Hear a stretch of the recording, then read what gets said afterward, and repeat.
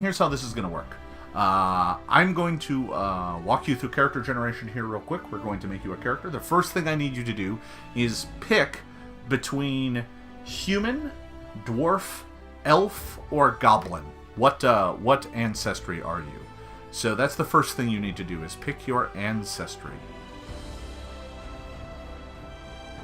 Are you playing a human, a dwarf, an elf, or a goblin? Your choice, Simon.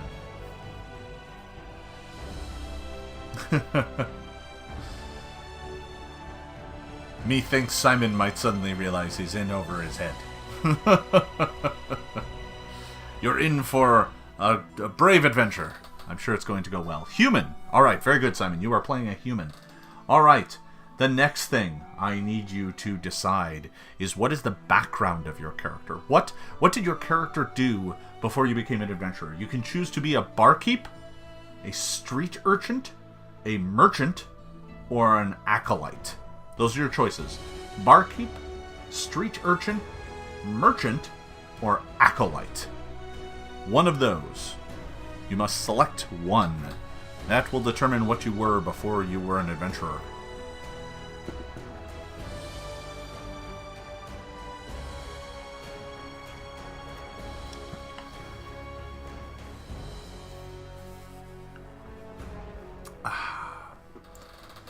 Trying to get my taste buds to respond. So Simon, barkeep, street urchin, merchant, or acolyte. Your choice. We already know you're a human. Let's find out what else you are. The last one, an acolyte. Okay, what that means is that you were devoted to a deity, like Caden Kalian, or Iomade, or whatever, right? Whatever deity you prayed to when you were young, but now you've become an adventurer. So, you're an adventurer. Like Caden, you may have worshipped Caden Kalian, many of us do. So, you now must pick your class. You get your choice between cleric, fighter, rogue, or wizard. So if you become a cleric, you're going to have some healing abilities, and you're going to be equipped with some medium armor and probably a mace. If you pick fighter, you will be equipped in plate armor and have a longsword and shield. If you pick rogue, you'll be in leather armor with a rapier and dagger. And if you pick a wizard, you'll be in cloth with a staff and a spellbook filled with arcane spells. Your choice: cleric, fighter, rogue, or wizard. Which one will you pick? This is the most important decision. All the others are mostly set dressing. You like wizard. Very good. Alright, so, Simon, you are playing a human wizard who grew up being an acolyte but left the faith. Oh no, you don't have a fireball. You have a magic missile spell and a burning hand spell. That's all you have. Alright. Now, Simon, the last thing I need you to do. I need you to pick a name for your character. And I'm going to be writing all this down because you will be immortalized in the backstory of this dungeon. Make sure I've got all your answers in here. Human, acolyte, wizard. Let's see, that means your starting hit points are going to be just 15. Simon Smith. Alright, Simon Smith. A brave name for an adventurer. Alright. Simon Smith. It is an ordinary day for you in the capital of Emberton. You woke up that morning, you got out your spell book, studied it, as you have every morning since you graduated from your master, preparing your spells for the day. You learned a great number of spells, but this day you have prepared what you normally prepare, always ready for trouble. You have prepared a Burning Hands, which unleashes a cone of flames, and a magic missile, which hits whatever target you decide to throw the missile at. In addition to that, you have the ability to detect magic. You can also throw out a ray of cold. You can do that at will, but it's not as damaging as any of your other effects. And you can create light, and you have the ability to clean any surface using a spell called Prestidigitation. So, you've prepared your spells, and there's a knock at the door. Going to the door of your study, you open it up, and there's a member of the town guard there. He looks at you and he says, "Simon Smith?" You nod appreciatively. He says, The king wants to see you. Please come with me at once." Within moments, you are whisked away and taken to the capital of Embertown. There is the monarch, King Baron Talymir. I keep wanting to call him Baron. King Talymir. He looks down at you as you enter. And he says, "Simon, I've heard a great deal about you. I have a quest for you, and I need you to go and accomplish this post-haste. It is most important to me. I've sent other adventurers to accomplish this, and they have all failed. But Simon, in this, I know you will succeed. You are my brightest. Everyone in town knows you to be one of the smartest people in Emberton. So, I wish you to go and find a missing ring. Many years ago, when I was young squire and not yet fully trained, I ventured into a tomb. Inside this tomb, I ran afoul a terrible undead creature. It was surrounded by an aura of menace, and I fled. Unfortunately, in doing so, I dropped a ring that was given to me by my mother, and I need it recovered. I am now king of this lands, and I am far too busy to go off on such errands. I have far too many pressing matters, so I need you to go do this for me. There's a handsome reward in it should you succeed. So, set off at once. I shall provide you a map, and all you need to do is go and retrieve this ring and bring it back to me, and I shall give you a fiefdom all your own. You shall be knighted and become part of my court. Do you agree to undertake this quest? Simon Smith." Odeniev, yeah, Thalkin is a lot like that. He calls you in and asks you to fill out TPS reports, all that kind of stuff. He's not a great guy.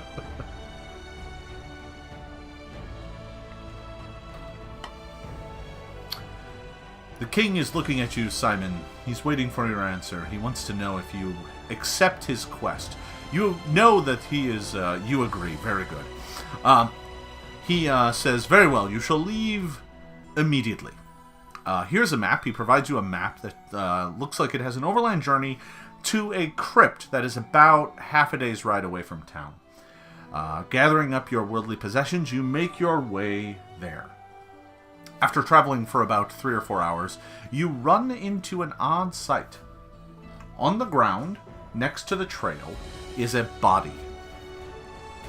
The body has a number of pieces of gear on it. Now, you think to yourself, this is poor unfortunate soul, died on the road, but it does have a number of pieces of gear on it, and you can take one of them. You cannot take all of them, you can only take one. It has 4 objects on it. The objects are as follows. It has a odd vial, a crystal vial, filled with some sort of bluish liquid. It has a bent iron key. It has precisely 8 feet of hemp rope. And it has a horseshoe. That's what it has. You can pick one of these items.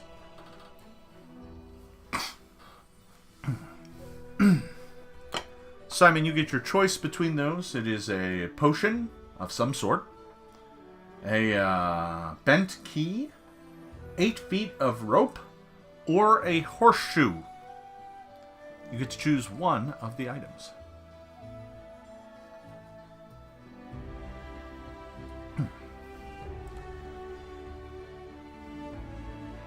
You take the key. Alright, you pick up the bent key, and it is bent like right along in like the middle of it. Not on the turn and not on the teeth. It's like bent right in the middle. Alright, you pick up the key, and you make your way to the dungeon. A few hours later, you arrive at the entrance. Up ahead, you see a crumbling hillside. there's an entrance going deep into the ground.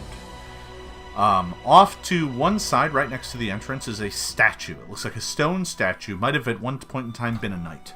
It is standing there holding the grip of a sword, although the sword itself is made of stone just like the statue. The statue's face is gone. It's featureless. It looks like maybe some rock from above hit it and just carved it off or knocked off the face of it. So you can't really tell what expression the statue had. Directly to the right of the statue is a passageway going into the crumbling hillside. And it looks something like this. So, you are walking up the path there, or the grassy path, and you can see the statue. It's the star.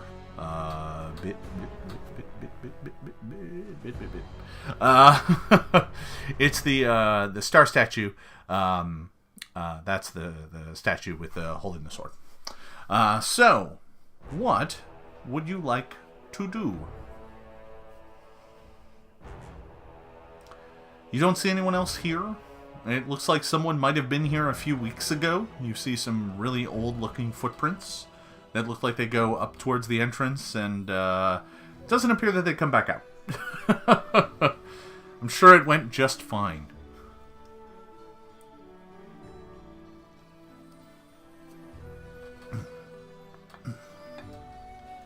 Alright. Dead to me. So, Simon, you see this entrance. You can touch or do whatever you want. If you want, you can go and examine the statue. You can enter the passageway. You can do whatever you like. You are an adventurer. That's how these stories work. I should also note, Simon, at one point in time during this, I will allow you to ask the chat a question. And when you want to use this, you should say, I want to ask the chat a question, and then ask them a question. So if you want the chat to help you, because some of them have seen this part of the dungeon before. As I said, this is a persistent dungeon. So you can do whatever you want. You are playing a role-playing game, so what you do is limited to your imagination and what your character is capable of doing. You are a frail human wizard. You're not physically strong, but you are smart, and you also have a lot of spells, so...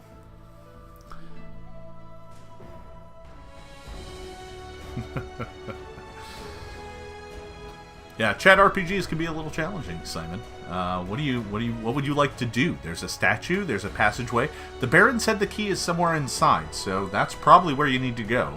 You tell me what you'd like to do.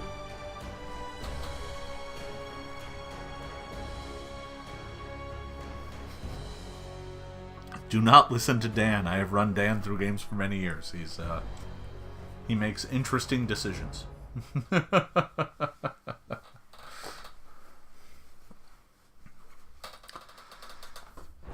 So, Simon,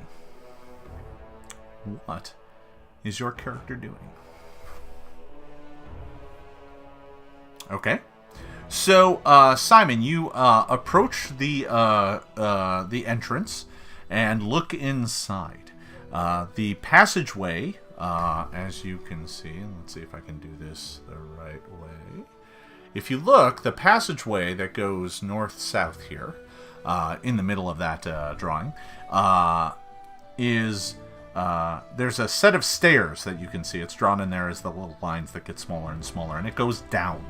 So looking down, you see a set of set of stairs that descends down into a dark dungeon passageway. Yeah, Nohar, I just remembered that here today, that I need to do coordinate grid. That way I can just be like, yeah, at A14 you see this. Yeah, I definitely need to do that. I forgot to do that for today. I'll fix that for next time. All right, so, Simon, the stairs go down, and you make your way down the stairs without incident.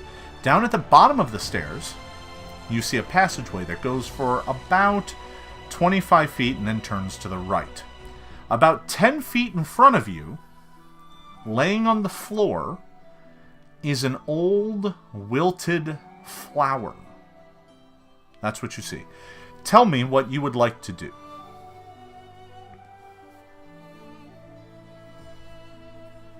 You're standing at the bottom of the stairs. You have the following tools available to you. You have a bunch of spells. You can cast Detect Magic that tells you whether or not there's magic in the area.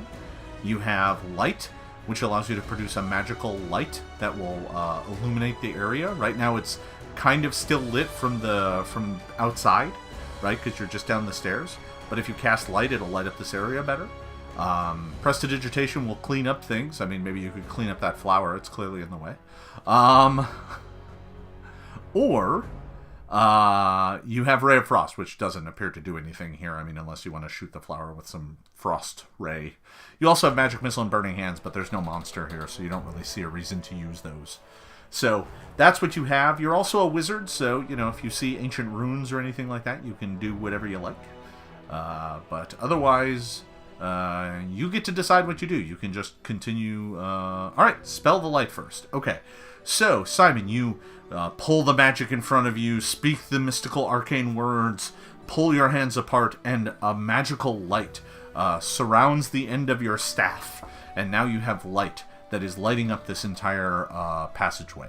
Now that you have more light, you can see that the flower looks old and wilted. It looks like all of the petals have kind of fallen off of it. The leaves have fallen off of it. It's just this little mess in the middle of the dungeon corridor. Other than that, down at the end of the corridor, up in the corner, you see kind of an old, musty-looking cobweb. The passageway continues to the right up ahead, but that's all you can see from here. Ordering hot wings is always a good idea.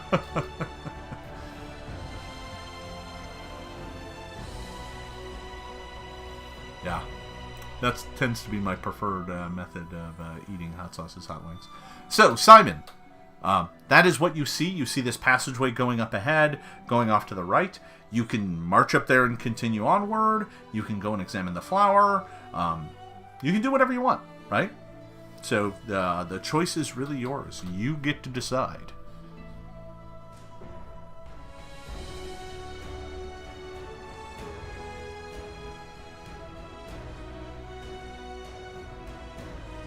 Ultimately, whether or not you survive this particular dungeon is based on your decisions. Don't feel bad. No one's survived yet, so... I mean, we'll see how it goes, but yeah, no, this dungeon has claimed every life that has gone into it, so we'll see how it goes here today. Now that you have light, what would you like to do?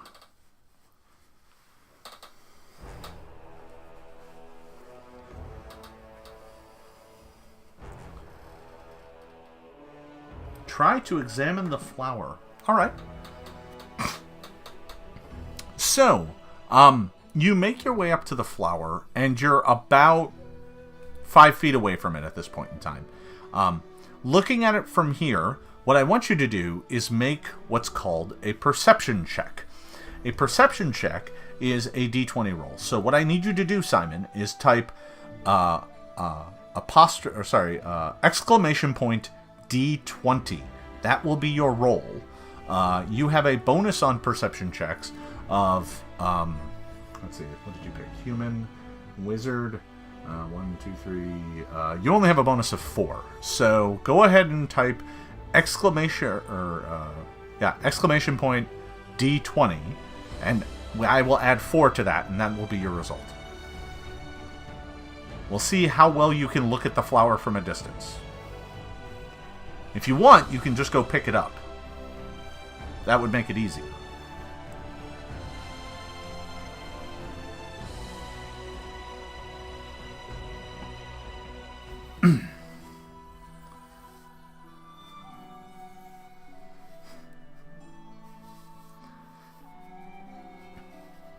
You got this, Simon.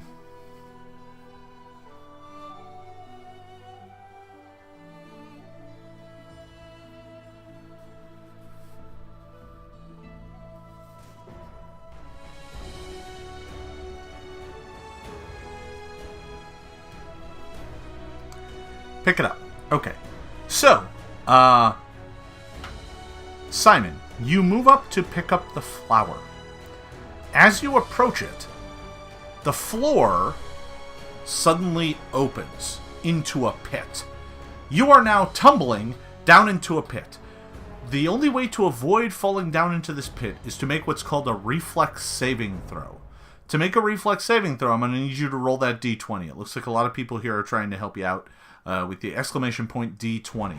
I need you to type that with no spaces and no apostrophes. Just type exclamation point d20. The pit opens up, the flower falls down into the depths, and you are tumbling headfirst into the pit. So, I need you to type exclamation point d20, and we will see if you manage to avoid falling into the pit.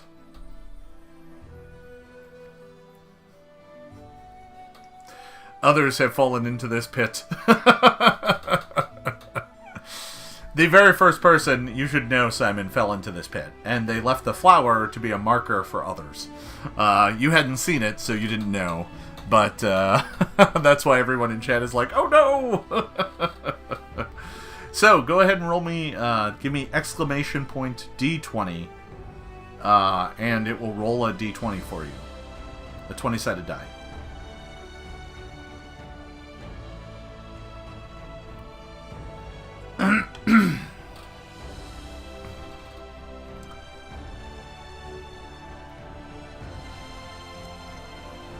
Simon, if you're having troubles typing that up, now you need to put the exclamation point in front of it. You're almost there. You almost got it.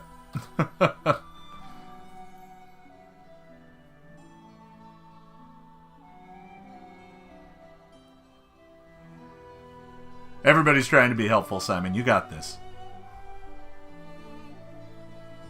They're all rooting for you, trust me. Everybody here is super friendly. I know you're new here, so... there you go! Oh, you rolled a 20! Perfect! Alright, well done! Awesome! You did great. Okay, so, the pit opens up. Steve, thank you very much. That is huge. Thank you very much. Alright, the pit opens up. You, cat-like reflexes for a wizard, dive right across. You dive right across the pit, avoiding falling in. A 20 is really good, by the way. If you've never played a role-playing game before, the ones that use d20s, generally speaking, rolling higher is better. 20 is as high as you can get. Thank you, Story. Thank you, Steve. That is awesome. Alright, Simon, you dive across the pit. Looking down, it looks to be about 20 feet deep. You don't think that fall would have killed you, but it would have hurt you really bad. And just like that, the pit doors ratchet close, leaving you in the passageway. So you're now on the other side. The flower is gone. It fell down the pit. It also looked like there was a mace down there. You don't know where that came from. So, probably from some other adventurer. It's fine. Okay, so, Simon, you're now past the pit, and you're up at the corner. Would you like to continue? Oh, that's right, it was a morning star. Thank you, Noir.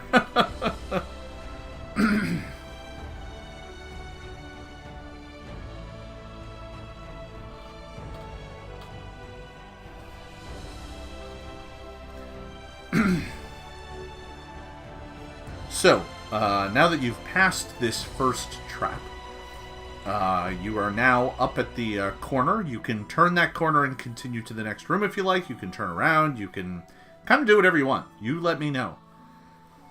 I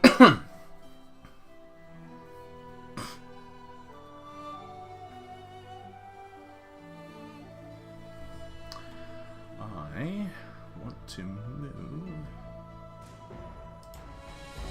Go ahead and move this down here so that it's not blocking the announcements. There we go. Alright.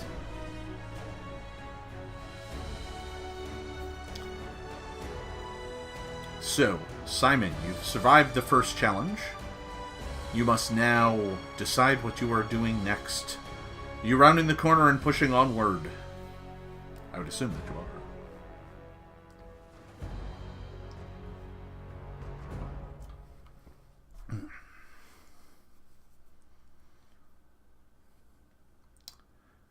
checking while we have a brief pause in the action here.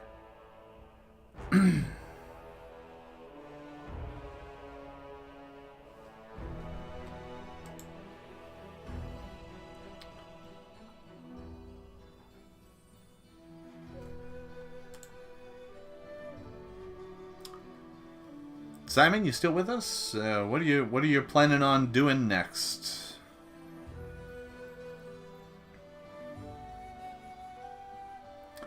Looking at the votes, by the way, folks, the owlbear is still crushing it.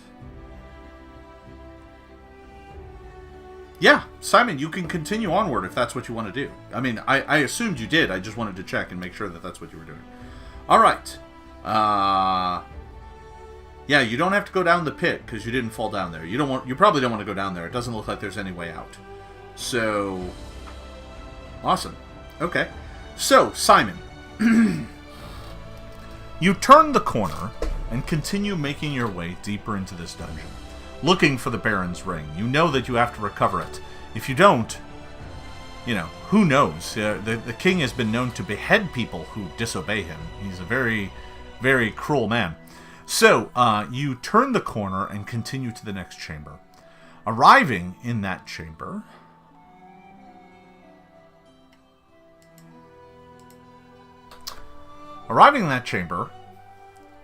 you find that you are in a large room. There are two doors, one to the north and one to the south. But they're not really what draws your attention. Directly across from you, on a raised dais, so 2 steps up from the floor, is a large black throne made of obsidian. It looks like it is carved to look like bones and skulls. And sitting in it, slumped to one side, is a skeleton. Its bones bleached and old. It looks crumbling and rotten. It is wearing ancient vestments, ancient cloth vestments, making it look like some sort of high priest or something. Its hands reach up towards the front of the throne, kind of, but it looks like 2 parts of the throne are missing, like it had 2 large skulls or something sitting on the front of it that are not there. It is slumped over in this large black throne with like iron spikes coming out the back of it. It's a very imposing, terrifying looking thing. Sitting in the lap of the skeleton, it looks like, even from this distance, you can see the glint of what looks to be like a brass ring or something. It's hard to see from this distance, because you're just at the entrance near the door. Now, in the middle of the room, scattered all over the floor, are a bunch of bones. They look like dwarf bones. And that is what you see. So, Simon, you see dwarf bones on the floor. You see a fully intact skeleton up in the throne. You see a door to the north and a door to the south. What would you like to do?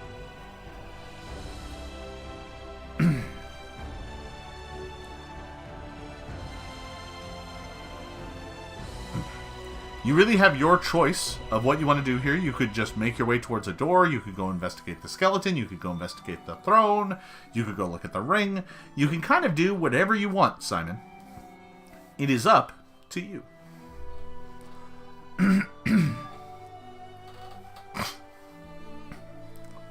Some of that hot sauce is getting me. It's coming back from the grave.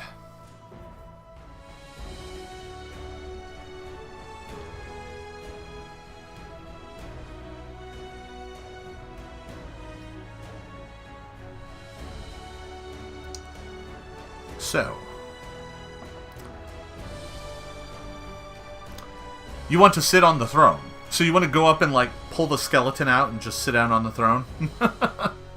Is that your plan? I just want to confirm before I go ahead and narrate.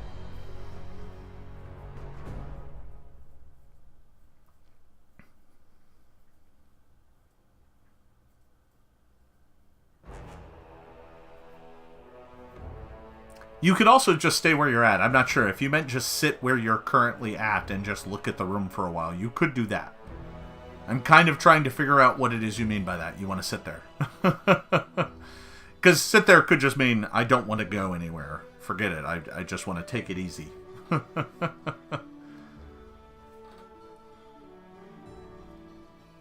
You let me know, Simon. What is it that you meant? What do you want to do? You want to go sit on the throne? You want to sit where you're at?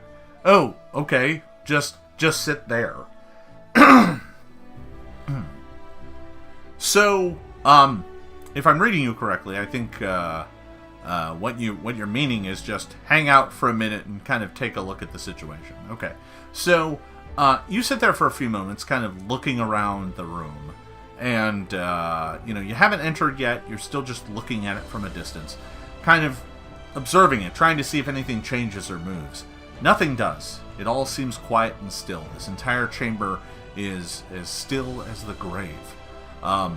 Looking across, you are able to kind of scrutinize whatever is sitting in the skeleton's lap, the one that's in the throne. In its lap, it looks like sitting in the moldy remnants of its vestments, it looks like there is a ring. It may in fact be the ring you were sent here to get. It's kind of hard to tell from this distance. You'd have to get closer. But there's definitely some sort of brass or copper bauble sitting in its lap. The only way you're going to be able to tell is if you get closer. So, Simon, what do you want to do other than just hang out at the doorway?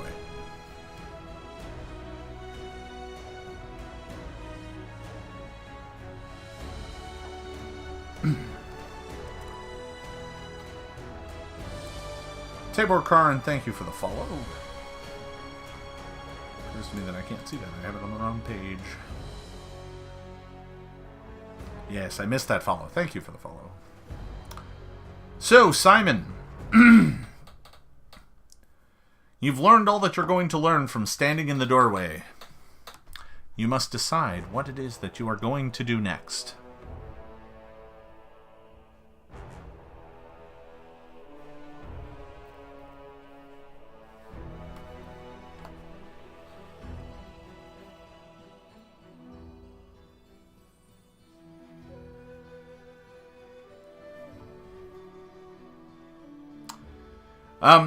Just from looking at it, you're literally just right near the doorway. So, no, nothing's happened from right near the doorway. You're kind of just near the entrance of the room. Nothing has occurred. If you want to go in the room, then I'll make that decision. But you haven't actually entered the room yet. So if you want to go in the room and go look at a thing, tell me what you want to go look at, and I will narrate what happens.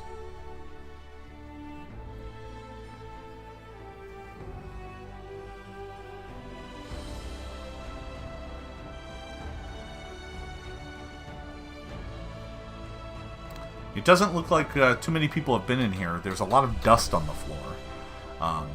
It kind of looks like there were some footprints that maybe went up near the throne, maybe scuffled up around the dais. It looks like a set of footprints went to the north. Doesn't look like anybody's gone to the south. Doesn't look like anybody's been in here in at least a few weeks. Because nobody has been.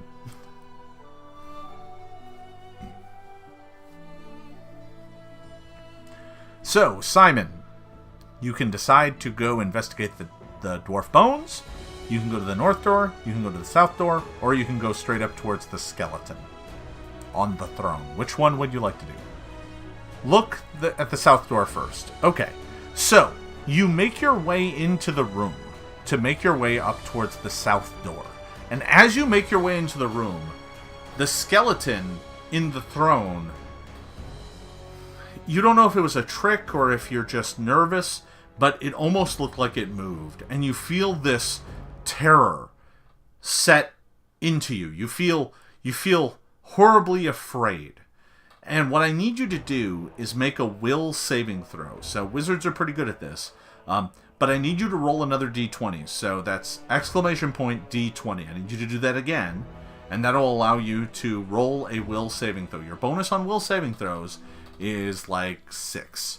So it's pretty good. So go ahead and roll a d20. Exclamation point d20. And we'll see what happens to you from making this saving throw. Versus fear. The fear that comes off the skeleton.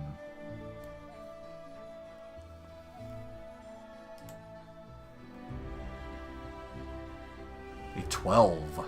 12 plus 6 is 18. Alright. So, because of your stalwart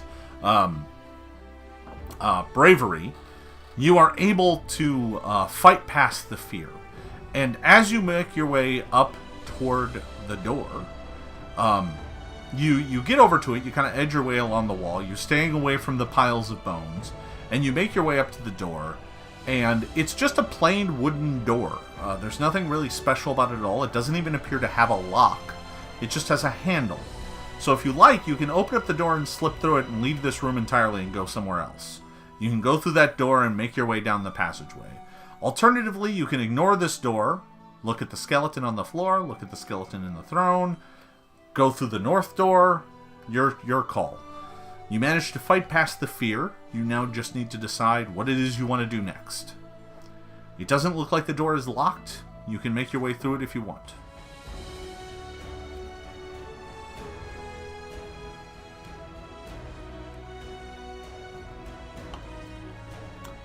It doesn't look like anyone's been this way in a long time.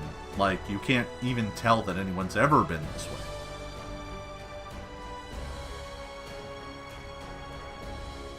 Go to the south. Ah, very good.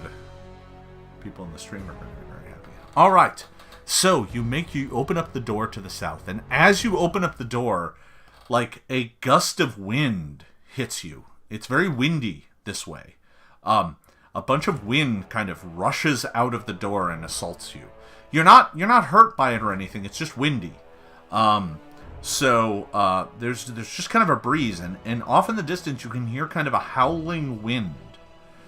So now that the door is open, you can proceed down that way. So you make your way down the passageway, and it takes a sharp turn to the left. It's good that you have a light spell, because otherwise it'd be very dark in here.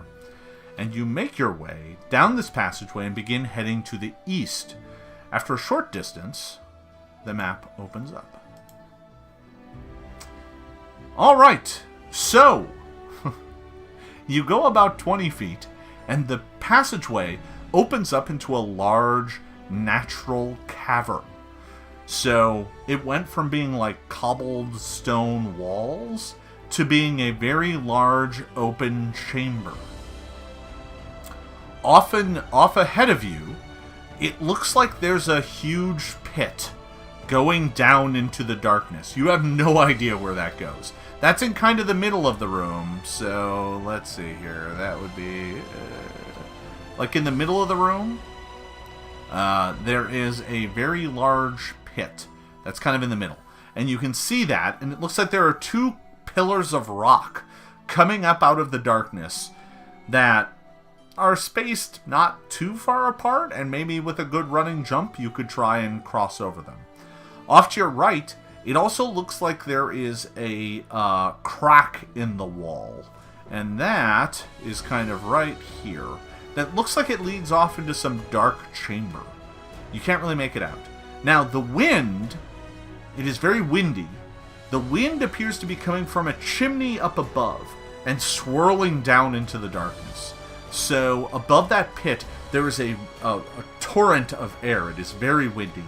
And that is swirling down the pit, going down deep into the darkness. You don't even know where that goes. It looks like it goes out of your sight. So, Simon, what would you like to do?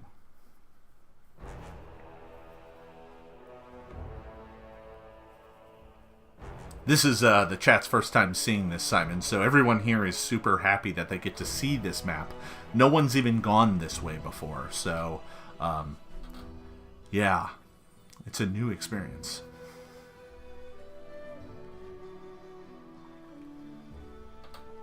So, Simon, you must decide what you want to do. You can go up and take a look down the pit. You can go explore the passageway to the south. You can throw caution to the wind and just try and jump across the stones and make your way across. You can kind of do whatever you want. Your choice, Simon. Your choice. I need to look at my notes.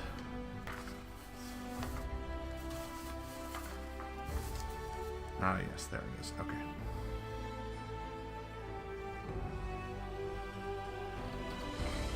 Okay. So, Simon, making your way out of the passageway, you begin to head towards the chamber to the south. And you walk through the middle of the room, and your boots are scuffling across the ground, kicking stones. You're generally just kind of being noisy. Not terribly. I mean, there is a bunch of howling wind. But as you get close, you hear this noise, this kind of... And boiling out of that chamber are thousands of bats. They come broiling out of this chamber in a swarm. They just come rolling out at you. And in the middle, you can see, making its way out of the chamber, is this gigantic bat. It's bigger than all the others. The others are like normal-sized bats. They're like this big, you know. But this other bat, this bat that is joining them, is as big as you are. It is a gigantic bat. The bats swarm you. The small bats come broiling over you, and the larger bats start swooping around you, trying to attack you. So you are now in combat. So the first thing I need you to do is roll a d20. Give me the exclamation point d20. This is your initiative check. This will determine how quickly you get to act. So I'm going to do it first. So actually, I'm going to let you... I'll do it first. That's fine. So I'm going to roll the initiative for the bats. Oh, that's not good. So... Oh, no!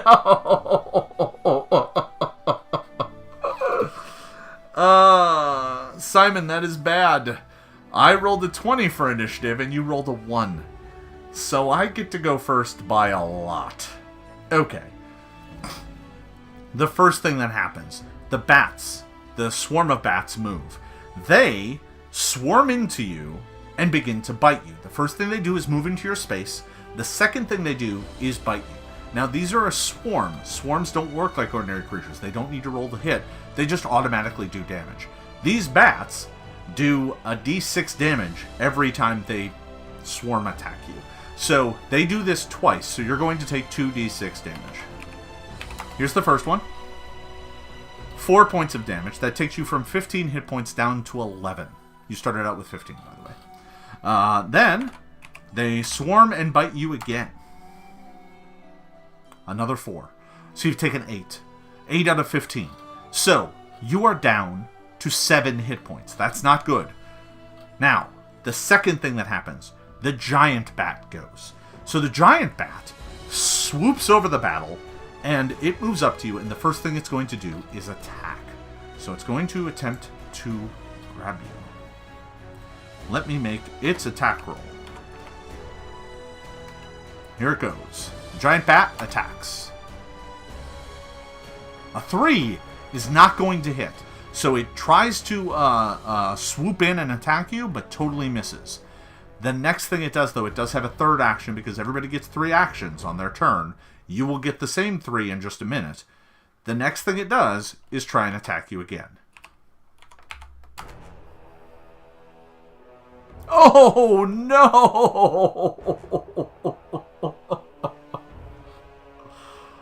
Oh, no!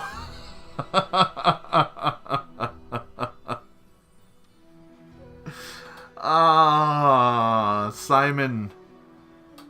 Simon! That's really bad. Yes, I will let you use your reroll on me. You have 1 free reroll, and I will make you I will allow you to reroll that on me. So, if you want, you can make me use that reroll, and I will reroll that attack roll. Or you can take your chances. Although, to be honest, you have 7 hit points left. I don't suggest you take your chances. I suggest you make me use that reroll. So, your call, Simon. Do I have to reroll?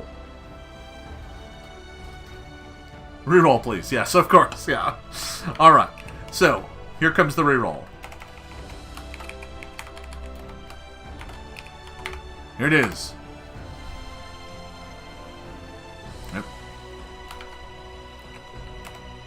guess it won't let me do that as part of a thing. All right, there it is.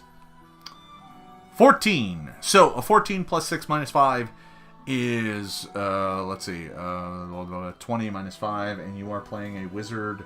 So that just barely misses you. Your armor class is 16. So it misses you by like this much.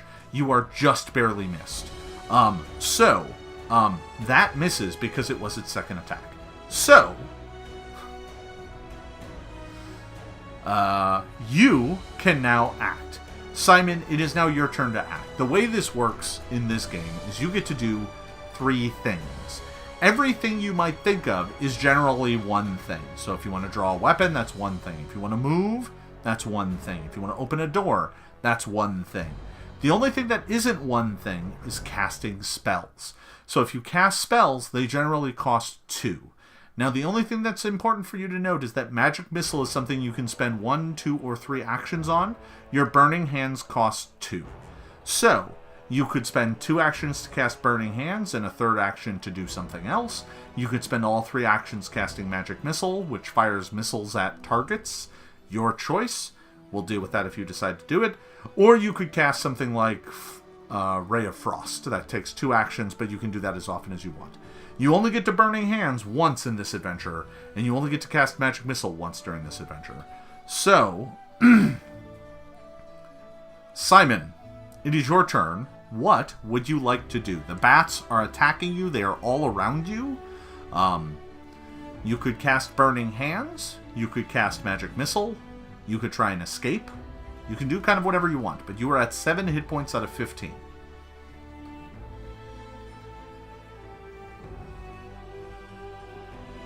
You could also just say screw it and go and try and jump across. Try and run away from the bats. You could run back. You could run forward. You can do whatever you want.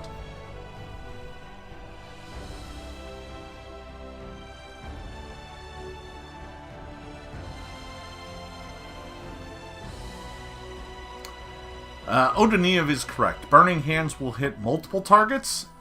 Magic Missile will just hit 1 target. Apple Knees, that's a lovely suggestion, but he doesn't have that ability. Yeah, no, he does not have the ability to tame bats. He's a wizard.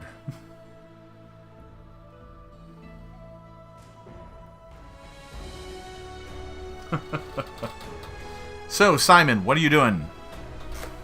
It is your turn to act. You are still alive. What would you like to do?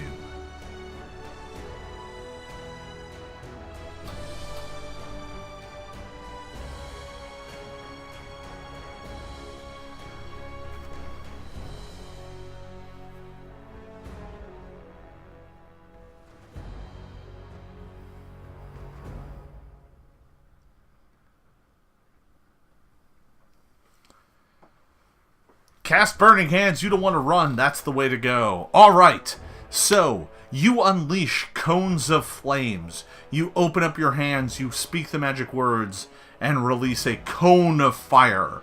The flames wash over the bats, the big bat, and all of the little bats. You get all of them in one hit.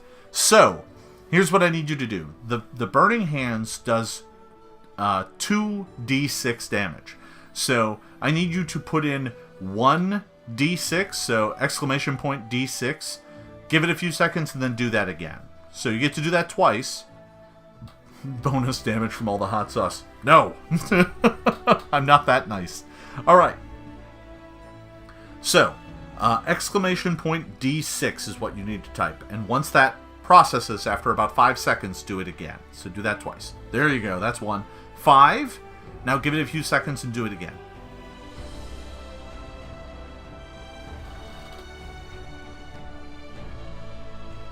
Since you are a wizard, your saving throw DC on this is going to be a 17.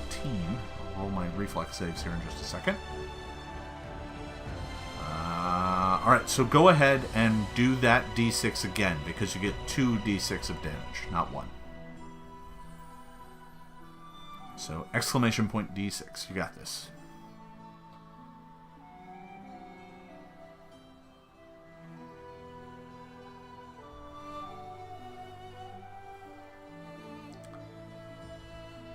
By the way, I meant to ask folks, you can hear music in the background, right? I don't get to hear it, but there should be background music floating around.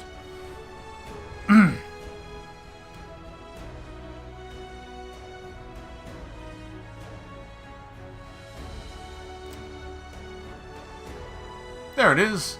3. All right. Awesome. Fantastic. Thank you. Good volume level. Great. I wanted to make sure that it was in there, but pretty quiet. All right. So, fantastic. Okay. So, Simon, you deal 9 points of damage. I'm going to roll saving throws. Here's how this works. You do 9 damage. I need to roll a saving throw. My saving throw might reduce the damage or make me take more depending on how I roll. So first I'm going to roll for the big bat. He makes his saving throw easily, so he only takes 4 points of damage, not enough to kill him. He looks like he was hurt by it, but not even remotely enough to kill him. Okay, next thing. I need to roll for the swarm. The swarm! A 3. That's definitely going to fail. The swarm takes 9 points of damage, and it actually takes more from area damage. So, the swarm looks like it was really badly hurt by that, but it's still fighting. It doesn't look like it's been destroyed. It's just weakened. Very badly weakened. So, Simon, you still have 1 action left. The big bat looks like it was a little hurt by that. The swarm looks like it was really hurt by that. Both of them are still alive. They're still fighting. You get to do one more thing. You can't cast a spell except for Magic Missile, and it would only be 1 action, so it wouldn't do much damage. So you might want to do something else. You could swing with your staff. You do have that out. We did say that your staff is out, so you could attack with that. So you did a fair amount of damage, but you didn't kill the swarm. The swarm is too powerful for that. Now you could get out your potion, but you couldn't drink it. That's the problem. You put the potion away. That way you weren't holding it the whole time. So you could get the potion out. It is a healing potion. You could get it out, but you couldn't drink it. That's the problem. You're out of actions. You need 2 actions. 1 to get it out and 1 to drink it. You could swing with the staff. You have that out. That is one option you could do. You could get out the potion. That's another option. You could move and try and go back down the passageway or go forward and try and like jump across to the first pillar because you're kind of not that far away. That's kind of it. Those are your main options, I think.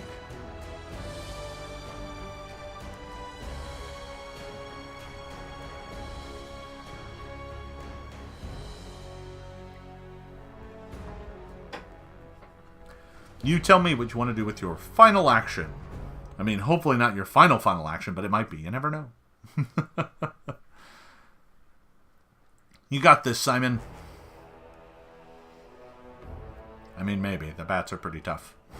No one's been this way yet, so nobody knew that this was coming.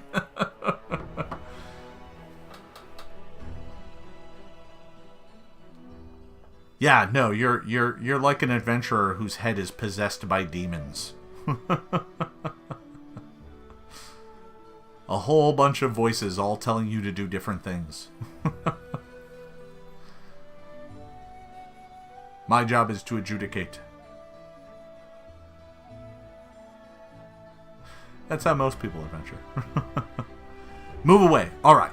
So, Simon, you flee back down the passageway. As you do this, so you move down the passageway. The big bat doesn't look like it can go down there. It's too small, too tiny for it to fly down there. So it flies around the room a bit, but it's avoiding you. Funny enough, it kind of circles around that area. It never goes near the pit. It just kind of circles around that area. However, the swarm of bats follows you. It goes broiling down the corridor like a demon. It just comes swooping down the corridor at you. It does need to move to get to you, and then it needs to squeeze down the passageway. But it's still going to be able to attack you twice, and you only have 7 hit points left, so let's see what happens. It moves into the corridor and attempts to swarm bite you. Here it goes. This is a d6 points of damage. It's going to do this to you twice. You need it to roll less than 7. If it rolls more than 7, you're in trouble, Simon. So here we go. Here's the first one. That's not good.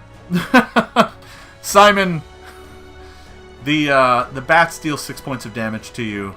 They then bite you again. Oh, Simon. 10 points of damage.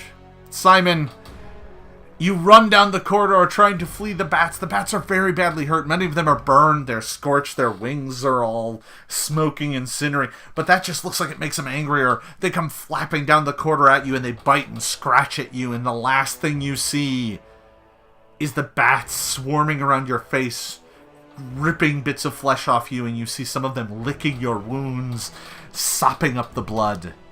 And everything goes dark. Simon, I want to thank you for playing. I'm afraid this is where you perish. You died in the passageway. You have taught the chat some valuable information about the dangers of this dungeon. There are certainly a lot of killer bats down that passageway. Good job, Simon. You made it to an area that no one else had been to before, so you did quite well. This dungeon is super deadly, so don't feel bad about not making it. So I want to thank you for playing, and remember everybody, you too can play your own in-chat RPG. It only takes 500 XP here in the stream, so if you're interested in playing, swing on by, drop your 500 and let me know, and we will get you in a session. Thank you very much.